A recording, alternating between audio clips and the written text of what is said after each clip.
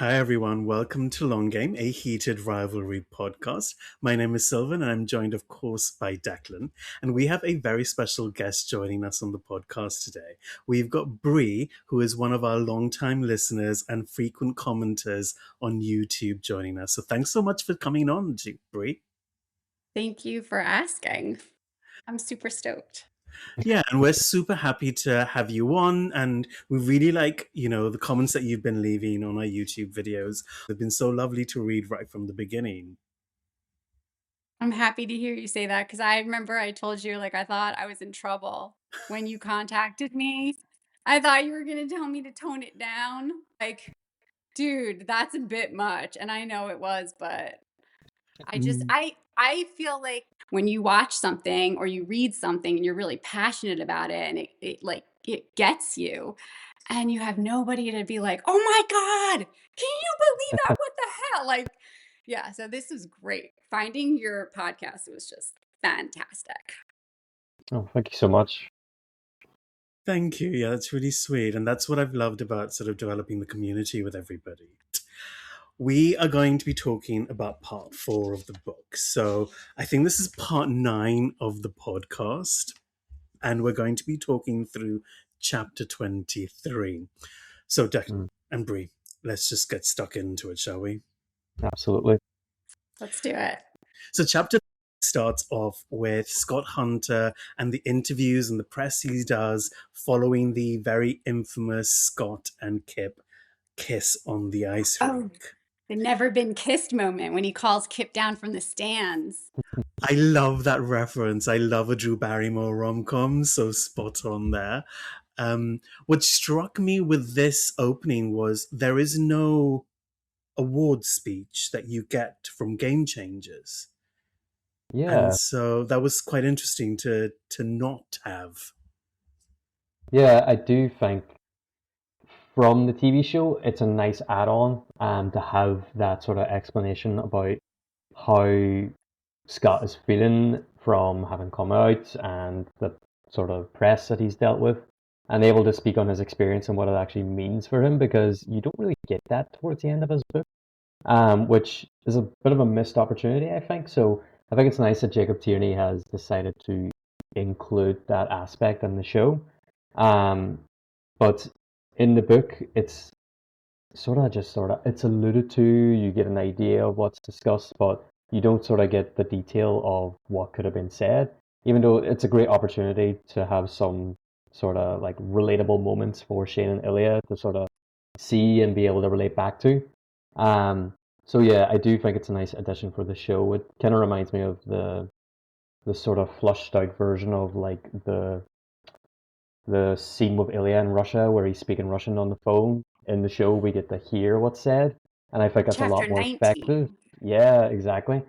And now that we have that more effective context, you can sort of appreciate it a bit better. So it's not necessarily like a bad thing it's not in the book. It's more, there was more that could have been added on, and they took the opportunity to flush that out. Now, I only saw the TV show, I think it was January or February. All the episodes had dropped. And then I came back from New Year's and I watched it, and I haven't seen it since. So the episodes are pretty stuck in my head, and I do picture a lot of the television show while I'm reading because they complement each other, and you get everything you get from the actors. But when you read the book, then you get like their inner thoughts and yeah, I really look forward to the Ilya's perspective on things. That's fantastic. So I'm not sure, like in the beginning, this is chapter 23, and I feel like I just must have automatically gone to he made the call and we got to see their perspectives in the book when those phone calls were happening on the show. And then it was like, oh, this is the chapter where we're going to the cottage. And I just lost my mind. Yeah, exactly. And we are going to the cottage. And I think that's one of the things that I know a lot of people that I've been speaking to did, whereby they went straight from the TV show, they read Heated Rivalry, the book, and then they went straight to Long Game. So they skipped Game Changer and they skipped all the other books in between. And now, I know we're only up to Heated Rivalry on the podcast, but I feel like had you not read Game Changer, there's this whole context you would have missed. I loved game. And I mean, like, when freaking Scott picks up Kip in the kitchen and is like, carry him, like, can I fuck you? Absolutely. That is just the best. I was like, and I know Kip's not like a little guy, he's pretty sturdy. Like, maybe Francois Arnaud is like, is he tall in real life? Was he like, I but think the so, fact that yeah. these guys can just pick each other up and throw each other around, that's, I freaking love that.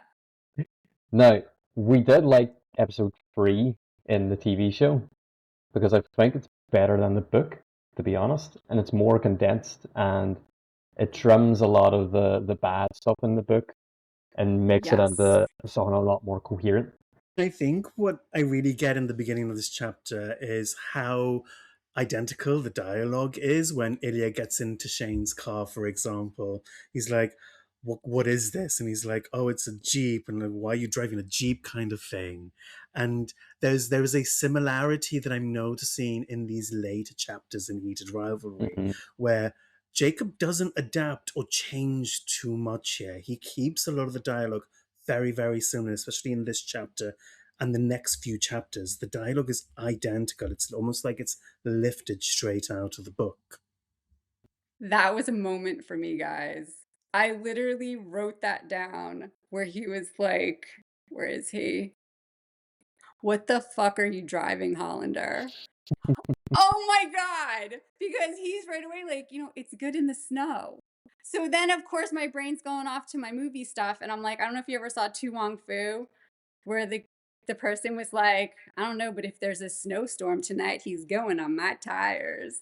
That's a movie with like Wesley Snipes and who is that? Oh my God, Patrick Swayze, R.I.P. He Mm. embodies Miss Vita Boheme in that, and John Leguizamo with Chichi Rodriguez. There's so many good lines in that movie. I got more legs than a bucket of chicken. Like I freaking love Tu Wong Fu. It's not the fact that he needed help with the bags, right? But the fact that Ilya is described as having his hat pulled a little low. They're both trying to be inconspicuous, and Shane is like afraid to get out of the car. And like when you pick someone up from the train station, an airport, a bus stop, whatever, don't you want to like greet them, get out of your car and hug them?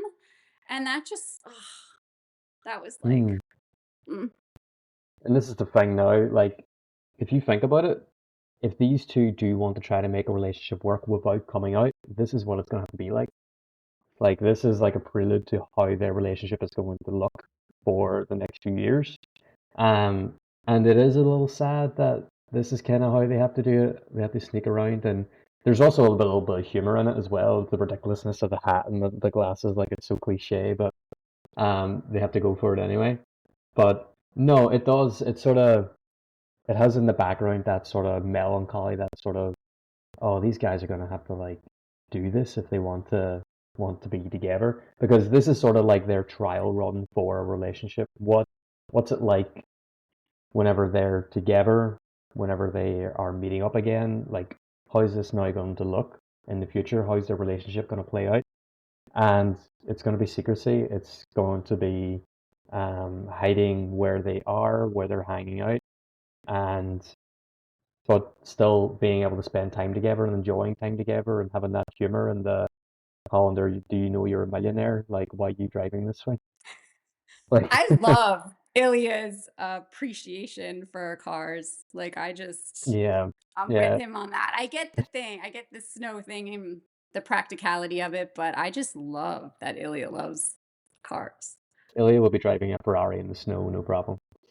I think you're right in what you say there, Declan, in that this is a real test of their relationship, because Mm. this is the first time where they're going to have 2 weeks alone, uninterrupted, where they don't have to hide, they don't have to shield themselves from other people.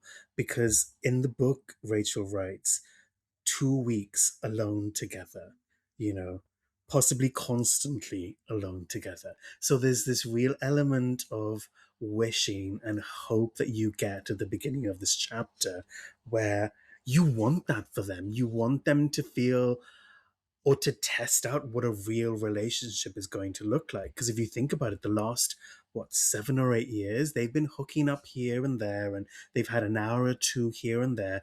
It's not given them an actual basis on which to launch an actual relationship from.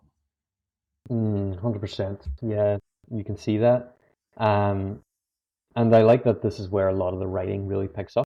I think here is where some of the best writing in the book is. And that makes sense because if she was writing this chronologically, which she probably was, she is just getting steadily better as it goes on. She gets a better idea of where she wants to take these characters. I think that speaks to what you said earlier about Jacob Tierney doesn't really need to change much in these later parts. And I think that's why she's sort of like full flow at this point. She is putting them in the habitat that she's always sort of wanted to put them, and she's just letting it run free now about how these guys are going to be when they're together. And I imagine it was really fun to write these scenes where she's finally getting to be nice to them and to like let them have what they want rather than constantly making them miserable of each other. Um, so I do really like these sort of up and coming chapters. I do think it's some of the strongest writing in the series. I agree. And now, Brie, I want to ask you, Ilya finally gets into Shane's home. He's been wanting this for so long. What do you think that means for Ilya? See, we get more from the books, right? So on the TV show, you had no idea that Ilya had the same kind of inner dialogue going on that Shane did, fantasizing, wishing, thinking, is this possible? Could this really, like, because I don't know if do you think Ilya was like a playboy before he met Shane? Yeah, 100%. He's actually sort of And known as a womanizer. Yeah. because there's some moments here where I remember putting in the notes like he's really warring with himself. And I'm like, no, this is who you are now. Like, you know, it's Mm. Shane. Like in Twilight when Bella's like, it's him. It's always been him. And she's talking about Edward. I don't want to hear any of this Team Jacob, Team Edward nonsense. Come on now, we know. Well, I like that you bring up the fact that Ilya is seen as a player or a womanizer, because I feel like this is a real almost indicator of them trying out monogamy, because in the scene where, in the part of the book rather, where they're talking about, it's been a while, it's been, I haven't been with anybody since you, for example, and Ilya says same. There's this real sense of they don't want to be sleeping with anybody else right now, they only want each other. Mm. Exactly. And so for me, It's not a big deal, Hollander, that they hadn't been together for months at this point. but it actually is a big deal given their Hell Yeah, yeah, it history. is. Ilya is like too cool for school. That's his thing. 100%. I think that's what it is. It's the final shields, it's the final masks that he's wearing, to like convince Shane that he is sort of, oh yeah, I'm interested, but I'm not too interested. It is whatever it is. Even though his inner monologue is like, I need to have this guy. Like there is no one else at this point. And the fact that now he's sort of setting aside that life that he used to live, in a lot of ways, actually, this is like Ilya fully committing to Shane. Um, like this is kind of what they've both been building up to. Like Ilya is setting aside the casual flings, the womanizing, the sort of sleeping around. He is setting aside his sort of visage, his mask that he presents to people, and he is finally going to allow himself to open up to this guy. And I like that that's where it comes in with the let's just be honest with each other for these 2 weeks. Like that is a very important thing that I is have established.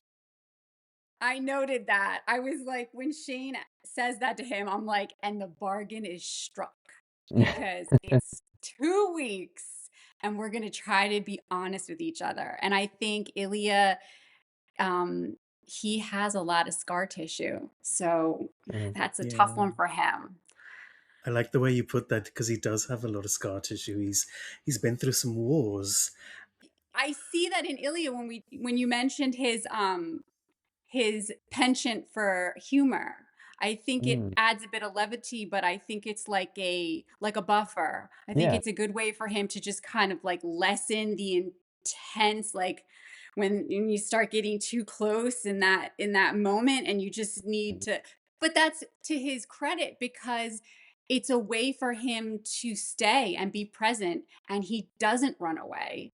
He's yeah. there. Yeah. So It's that's how it. he gets through that. That's his Mm, his mechanism, his like yeah. perseverance. I don't know what you His call it. Like self-defense a mechanism. yes, Yeah. bingo. And a lot of people will talk about a self-defense mechanism like a negative thing, like a bad thing. It's like, oh, you're doing that because of this thing, but they actually serve a purpose. They can be Yeah. really useful for protecting you in certain situations. Now, the problem occurs whenever you cannot turn it off, and then that's when the self-defense mechanism comes in issue.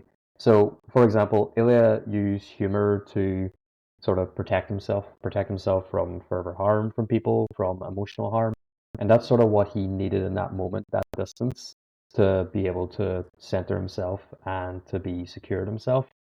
But in that, he also refused to open up new connections, and he carried it on for so long after the events of his childhood that now he basically has nobody, especially in the book as well, because there is no Svetlana really in the book in the same capacity that she is in the show, where she is like an emotional anchor for Ilya in the show, whereas in the book, she is literally a casual fling that I connects him to Russia. Yeah, 100%. I think it was a really wise decision. And I think for me here we get this, there's a hesitation from Ilya, because as soon as Shane says, let's be honest for these 2 weeks, Ilya says, I can't, because if I do, you'll think I'm pathetic, or worse, you'll say it back, and then what the fuck are we supposed to do? So for me, there's this real hesitancy, right? They're still in it and they still want to be honest, but there's still reservation about, is this going to work? What is it going to look like? oh yeah. Because, Ilya says he was infatuated. And then, interestingly, Rachel writes, it was disgusting. So there's such a juxtaposition there of the language to compare these with. Yeah, it's because he's just, up until this point, never been a romantic. And now he is seeing that in himself. Like, he wants to be a romantic. Like, he didn't realize that you could have love like that. And now that he's found it with this guy, he's going to open up. He is opening up from his insecurities and showing Shane. And I like what he says. It's like what happens if you do accept me? Then what the fuck do I do? Because they know that this is going to be messy one way or the other. It's whether or not that is enough of a sacrifice to warrant the good to get out of the relationship. Because if the good outbalances the bad, then they're going to be willing to try. And I think these 2 weeks are pretty much all it takes to convince them at that point. Definitely. Now, Brie, I want to ask your opinion, because in the book, Shane has an indoor hockey training facility at the cottage. This is never going to happen in the TV show. They The did not plastic have. hockey rink. I should have Well, Googled that because I have no idea what the hell that is. well, what do you think it means that Shane's character has a hockey rink at his actual holiday home?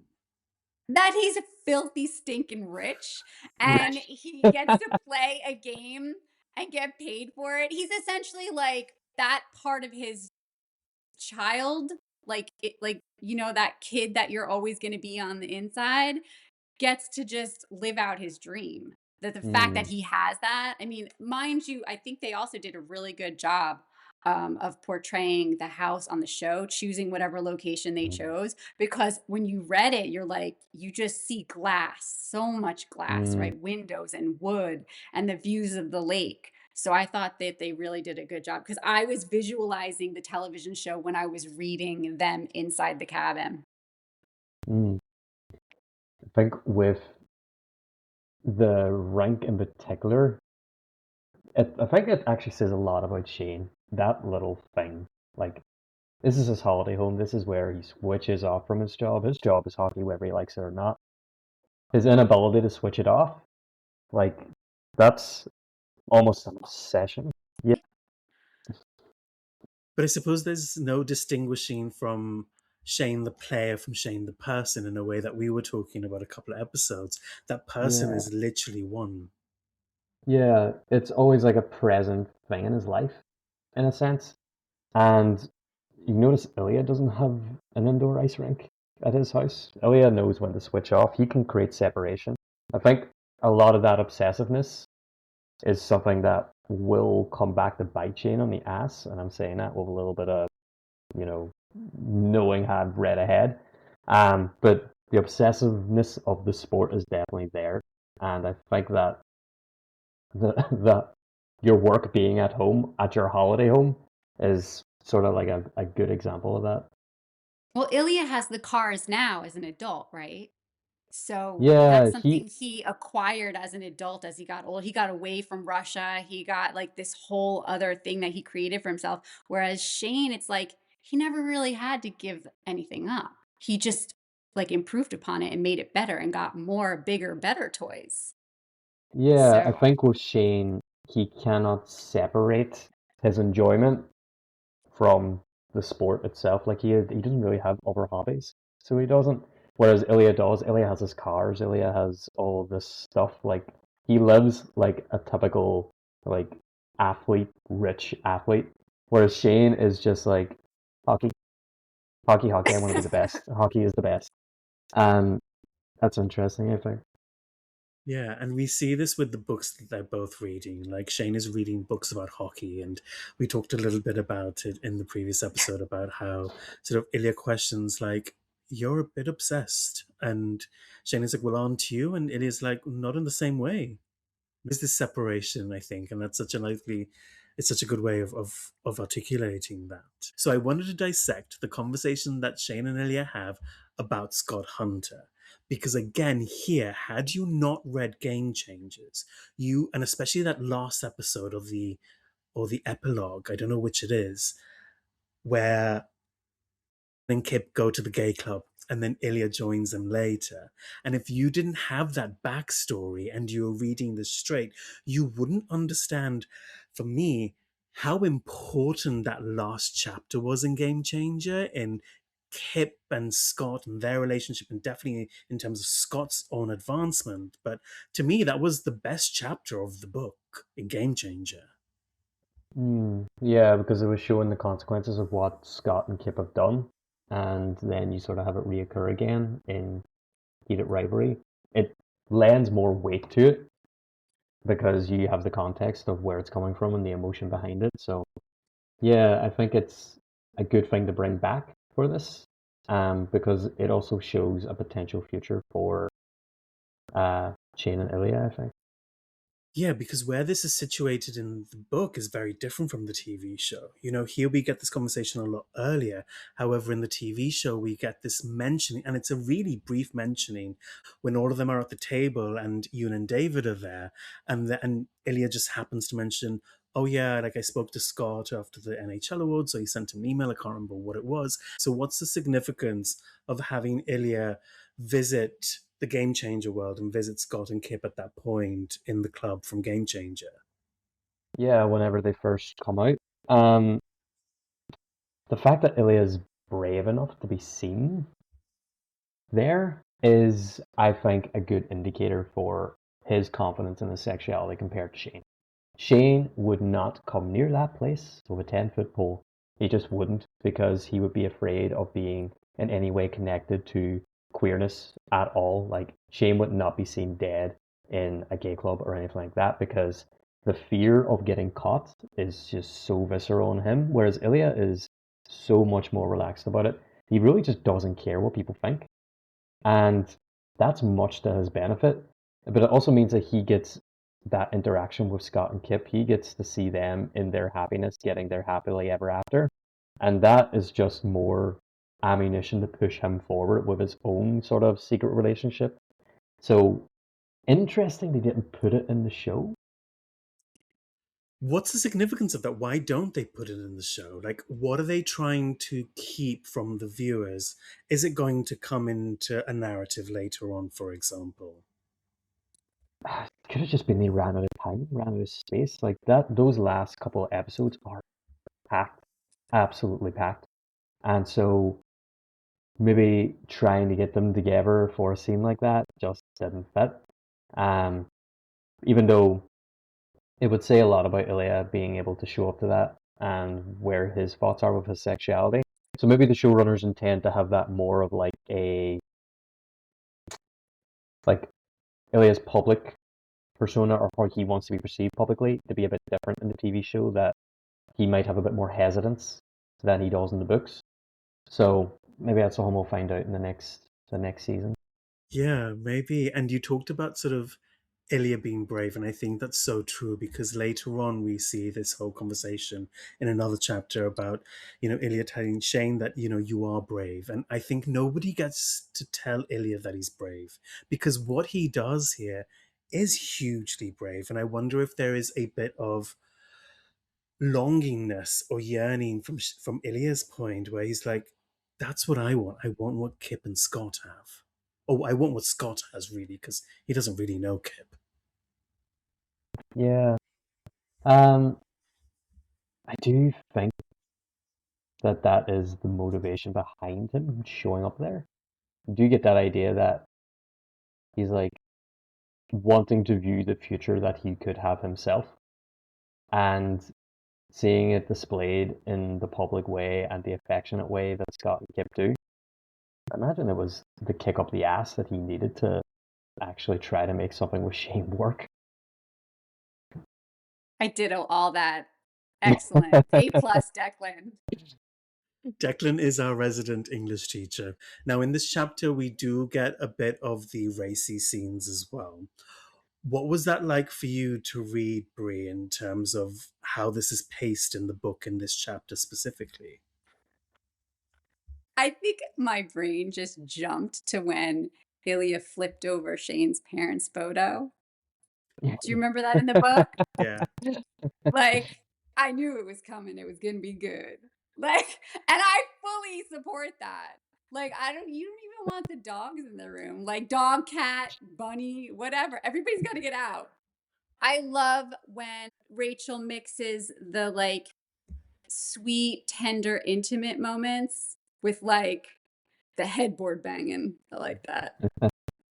Yeah, I think that's a good sign, though, that that's sort of where their relationship's going at this point. It's more than just, headboard banging. It's supposed to be Yes. tender, it's supposed to be intimate, it's supposed to be Yes. sweet. But And you get the funny moments. yeah, yeah, exactly. And I Like, think what that, is this Magic Mike shit? I laughed so hard when I read that. That was great. yeah, I almost wish Rachel wrote, because Rachel writes comedy really well. And she writes these pop culture references and weaves it in. And everyone who's listened to us from the very beginning knows I like a good pop culture reference, especially in the last episode that we recorded. And she weaves these in really well. And I think first of all, it kind of dates the show because, like, depending on which Magic Mike you were thinking of course, 1, 2, or 3, The first one. it's exactly Always the so. first one. It dates the book in a way, but I don't think that's a bad thing because I think it almost grounds the book in a cultural phenomenon. yeah, it's a moment in time. So it is. And that I little think it brings reference us works. in. Yeah, 100%. It also adds lightness to their interactions as well. Like, up until this point, everything's been quite serious with the sex. It's been like, this is going to be hot, this is going to be this, and this is going to be that. But they're having fun. And if you're, as a couple, sex is supposed to be fun. It's supposed to be a little silly and a bit stupid. And those sides are a lot more available to them now because they're becoming more comfortable around each other. And because of that, they're allowed to have these little interactions. And I just think it's a sweeter version of them that really works. I mean, it's still spicy and it's still hot, but it's not afraid to be tender as well and a bit fun and a bit silly. I think you're right there because Rachel writes about, I think Ilya giving Shane like a hickey or something like that, and he I says took something. umbrage with that. That was something that hickeys, you don't even know when you're getting one. Like, she's making it. I wrote in my notes, I was like, no Hoover action required. This is not a painful thing. This is something where you get up the next day and you're getting ready for school and you're like, oh, holy crap. And you got to whip out that concealer. Like, you didn't know. You had no idea you're covered in them. Well, and that's Oh, such an interesting take. I think what I got from that was Ilya was marking him, and he could mark him Mm, because they were going to be uninterrupted for 2 weeks. So he says, mine, and then Shane says, yours. And then they say, all of this for 2 weeks is mine. So it's almost this branding on Shane that he doesn't have to hide what he's doing to him. He can leave his mark and he can let the world see it, even though no one gets to see it. I yeah, love that. Did you see the Culpa movies on Prime, like Culpa Mia, Culpa Tuya, Culpa Nuestra? And she writes that like, and he gets it tattooed, Eres mio or something like that, like you're mine. That's what yeah. that made me think. I love that. There's so much stuff going on right now with like They're, like, these like see, romance things popping up on every network, and I'm like sucked in now. And you know, romance wasn't my thing. It was like fantasy, like witches and freaking warlocks and vampires and all that. And now I'm just like, oh man, I I was gotta actually watch just that. about to bring up that exact thing in romance. So there are like obviously subgenres of romance, and one of them is like supernatural. It's fantasy. It's vampires. It's werewolves. Fighting and marking someone is a big sort of like claiming moment in those kind of books. It's like a marking. It's you belong to me. It's we are now fated. We are mates. We are this. So it's like a little callback to that trope, that sort of like claiming trope of like leaving a mark on someone. That's your mark. That's your person. That's your soulmate. Damn it. And I So love that. Like, the layers are there. Yeah, she's obviously a fan of reading romance herself. Otherwise, I suppose she wouldn't be such a good writer of it. Can I? I got I excited when you mentioned this chapter, by the way, chapter 23. And there's it's a because my filthy mind went in the gutter right away. well. And Can I keep us there? Because I'm not done talking about sex. So on page 274. Now, this, if you have children in the car or wherever you are, maybe skip the next 2, 3, 5, 17 minutes of this podcast because they don't need to hear this. So Rachel writes, his tongue slipped into the crease of Shane's ass as his big hands pulled his cheeks apart. Shane held his breath. He couldn't believe Ilya was actually going to. And then he says, oh God, Ilya.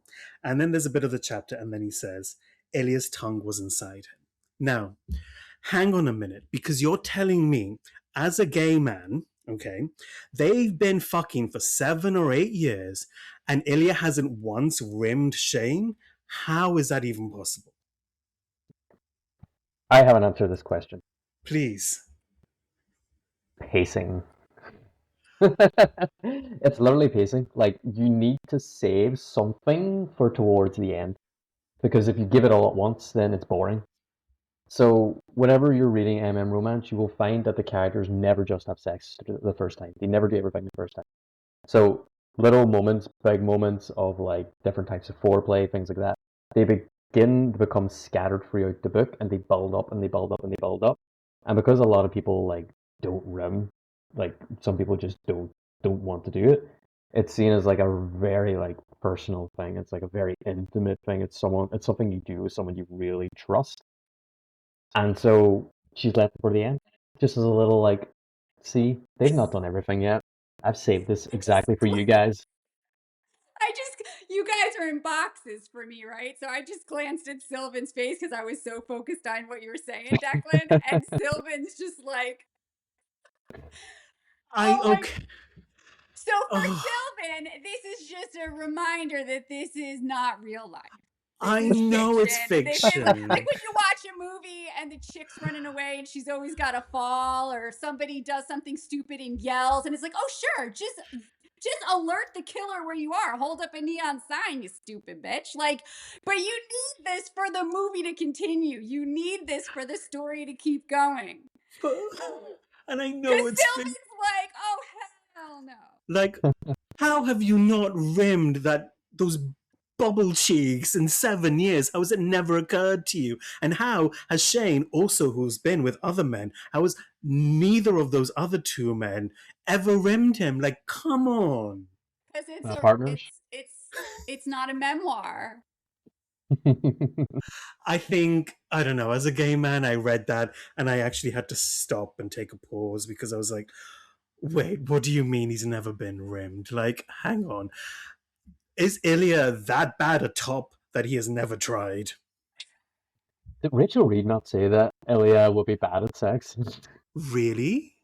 she, she said, Can always bring it back to this is how you write a story, or this is how you film a show. This you need it to wait. You need there to be, what did you say in one of your previous, like way back when you said the longing or the yearning that you take you a need reader longing, on? yearning to build it up. Yeah, otherwise, if you just continually like put sex in, it becomes boring. Elephant's like, I he's not get that, having but any no of it. women in 7 years? Really? Well, now they've earned it. It's like the equivalent of like taking someone's virginity at the very end of a book. It's like, come on, like, You're right. no. This is basically like a period drama at this point. Even in Bridgerton, they get fingered halfway through episode one. Captain's never watched Bridgerton. Never watched Bridgerton. Like, they do a lot of funky stuff in Bridgerton, and they're supposed to be like all chaste and stuff. This is set in the modern world, and they've never rimmed. Like, I just found, you know what? Of all the things Rachel Reid has done that hasn't been believable, the whole Kip and Scott thing, this to me is the most unrealistic, I feel. This is the hill I will die on. Damn, damn. So this is Rimmedgate, apparently. Um, this is serious business for Sylvan. We didn't realize that he would get so heated about this. He might need to take a I few love it. minutes. This is like Um, Sylvan Unleashed. he's Yes. he's taking this quite personally.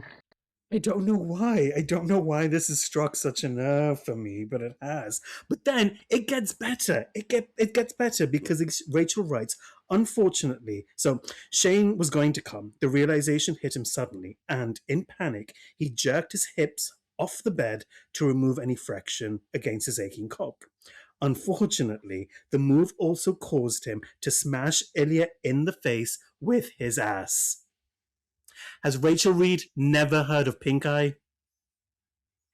I wasn't even thinking of that, dude. I was just like, I loved because I wrote, and we're back to last names because that never gets old for me. Where like, I'm like, Ilya gets bashed in the face by Shane's bum. And I was like, he's like, what the fuck, Hollander? I'm like, oh my God, this super intimate moment, like Declan just said, right?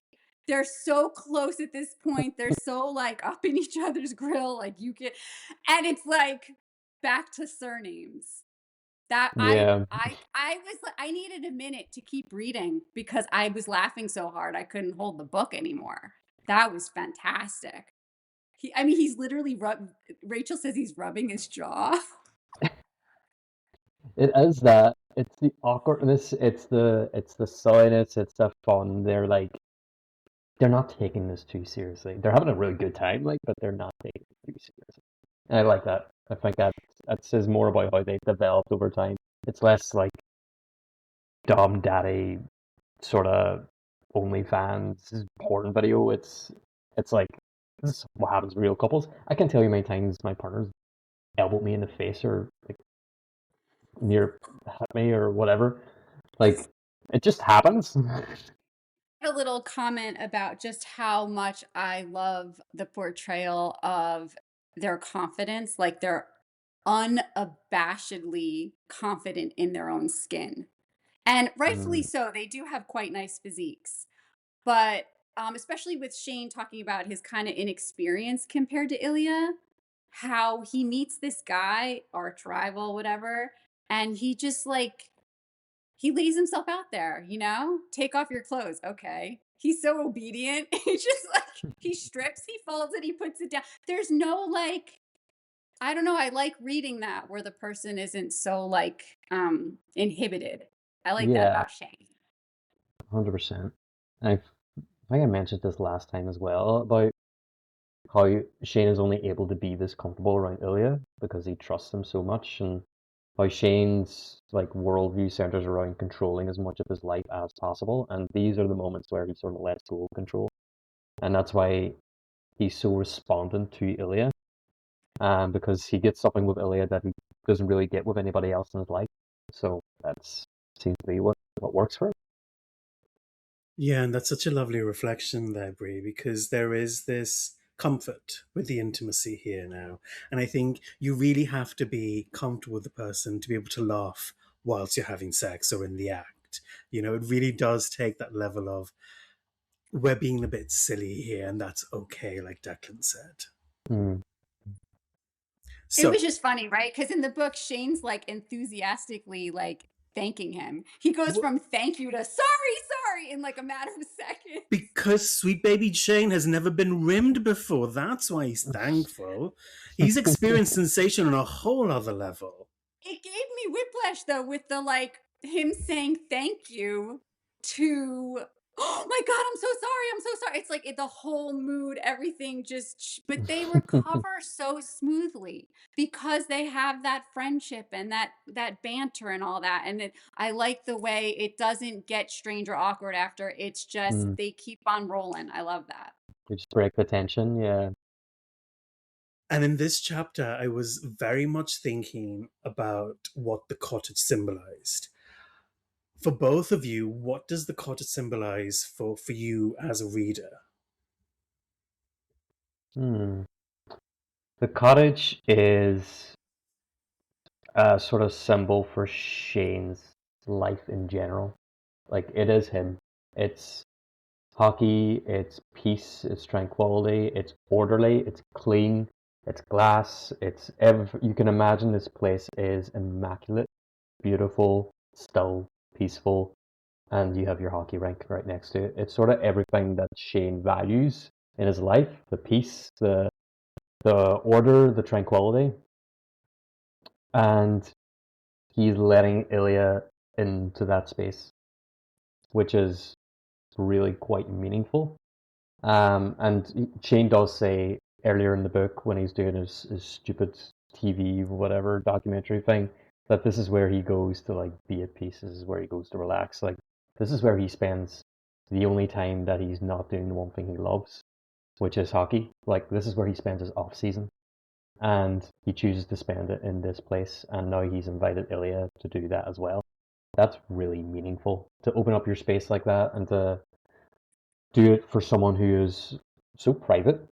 Like up to this point, like Shane has not wanted Ilya anywhere near any of his spaces to the point where he literally bought an entire apartment block just to keep him separate from that part of his life. So the fact that now at this moment in time he's willing to bring Ilya in, that's I'm bringing you into my life. Like this is the real me. I'm letting you see the real me and what I love, what I like, and the things that bring me enjoyment. So that's what I think the cottage actually represents. It's Shane himself. Yeah. What about for you, Brie? Does the cottage look like what you imagined it would look like? Well, I based my visual from the show. So, yes, I think they scouted an excellent location. But in terms of like maybe metaphorically speaking, for me, especially like what going off of Declan, like the glass, the windows everywhere, to me, it was like a window into Shane's soul. Mm. So, Ilya comes along and Shane's just like, okay, come see me.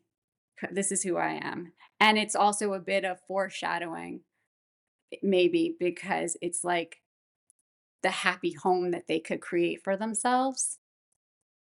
And Yeah, Shane's parents are not too far away. Like we always know that they're pretty close by. And if you could merge that and Shane could have his whole snow globe right there. yeah, that's really sweet. I quite like that. Uh, There was even that moment when they got was that when they got there and they were like, yeah, we skipped over that a little bit. Shane, when they first got to the cottage and he made that comment, whatever, and Shane was now a little disgruntled, Mr. Grumpy Pants, and he was like, well, maybe we'll just make something to eat. So now, and I'm in my head thinking like, oh my God, please no more tuna spit. Do not be making tuna. Like, No, we get 8 so, burgers instead. No, yeah, which is much Um, and better. at the very end of chapter 23, like the last 2 lines, after all that, right? Like with this whole, the intimacy, the craziness, and we're back to freaking like last names again. They're so close. They're so like on the verge of saying the words. And it's like what does he say? I like you, Hollander, and then he says, I like you too, I Rosanoff. like you too, Rosanoff. But can I comment on that? So, yes, we go Yes. back to the last names, but because the emotional intimacy has increased tenfold, so they're not ready to say I love you. And both of them are feeling it, I feel, at this point. However, they can't say it. So the closest thing they can get is I like you. But then to take the edge off, Hollander, Rosanoff. Mm, That there's a little bit of holding back there. They can't quite get there yet. yeah, it is. It's just that little bit of distance. That killed me at the end of chapter 23. The I like yous at the end. I'm like, seriously? But it's also very sweet. It is. We go through a little bit of a roller coaster in bed, and then we end off at this really, really sweet point in the chapter. Hmm. Well, that is all we have time for this week. Thank you so much, Bree, for joining us. It's been absolutely wonderful having you on. It's so nice to have someone who's been watching for so long come on, give thoughts and reactions to the way that you got to view the TV show and the book as well. It's a really nice perspective. So thank you so much. So I just want to say thank you. This was amazing. I had so much fun. I can't believe you wanted me. I'm just like a regular like listener. Like I told Sylvan, I was like, I'm not a doctor, I'm not a film director. Like I know nothing about technology. You can't DM me on anything, but do you have an email? Like I'm just I'm stuck in 1996 forever. So No, it's nice for us to be able to get like an opportunity to speak with somebody as well that is just sort of enjoying the show from the perspective of a viewer and just a casual reader. Like it gives us a good idea as well of like how others view it because we get so many different opinions, like obviously movie directors and psychologists and all these different people from all these different professions, but just seeing how the casual viewer is like absorbing it is really nice. It's a really nice perspective. So thank you so much for joining us. Yeah, thank thanks, Brie. you. And I love how you guys too also, just so you know, bring up the like the viewing audience and the readers and how a lot of them were like, yeah. So that was one of the reasons I started listening to your podcast. It wasn't just for the content of the show, but the way you guys are so like open to hearing what all these people all over the world have to say, and you never poo poo anybody. You're very open minded and you like welcome different perspectives, and it's like between people just appreciate like us coming together, and that's the best. Thank you. Thank you. Variety is the spice of life, as they say. But that is all the time we have for this week. Thank you so much for joining us. If you enjoyed this episode, don't forget to like, to comment, and to subscribe and share wherever you are on whatever platform you're watching it. Also, if you're not already aware, we do have a Fable as well, which is a book club. It's the Long Game Pod book club, and there we are making our way through different romance books. At the moment, we have voted on our next book, which is Echoes of Us by Alex Cross, which is a really great volleyball college romance. So that's a fantastic read, and I'm really looking forward to reading that one with everyone. So if that's something you want to be a part of, make sure you join that. But we'll see you next time, and maybe we'll get through another chapter of this book.